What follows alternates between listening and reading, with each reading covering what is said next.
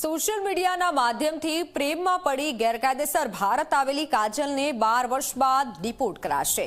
કાજલે આણંદના લાંભવેલ ગામમાં યુવક સાથે લગ્ન કરી 2 બાળકોને જન્મ પણ આપ્યો છે। તાજેતરમાં પોલીસે ગેરકાયદેસર ઘૂસણખોરી કરનાર યુવતીની ધરપકડ કરી તેને ડિપોર્ટ કરવાની તજવીજ હાથ ધરી।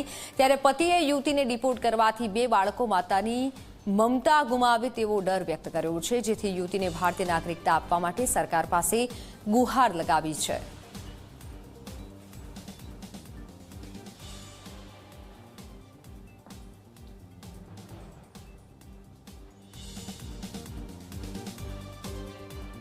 બાળકો પણ છે।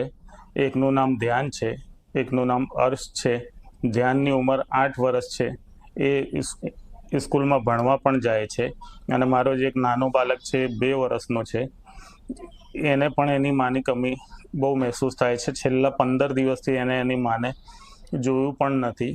મારી સિર્ફ એક જ વિનંતી છે કે અમે અહીંયા આગળ હિન્દુ ધર્મના હિસાબે લગ્ન કરેલા છે અને અમારા 2 બાળકો પણ છે ને મારી જે ધર્મપત્ની છે એ બી હિન્દુ ધર્મ જ માને છે, મંદિર બી જાય છે, બાધાઓ પણ રાખે છે, બધું એ હિન્દુ રીતિ રિવાજ પ્રમાણે જ કરે છે।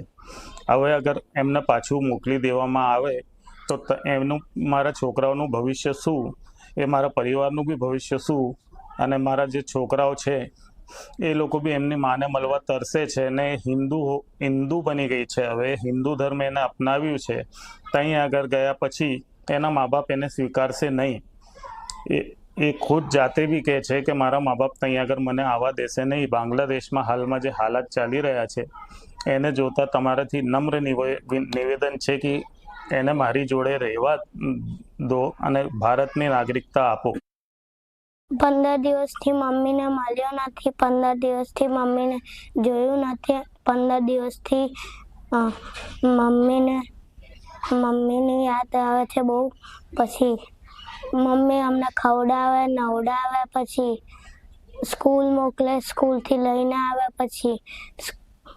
પછી તૈયાર કરે, પછી મમ્મી વગર અમે કેમ ના રહીશું।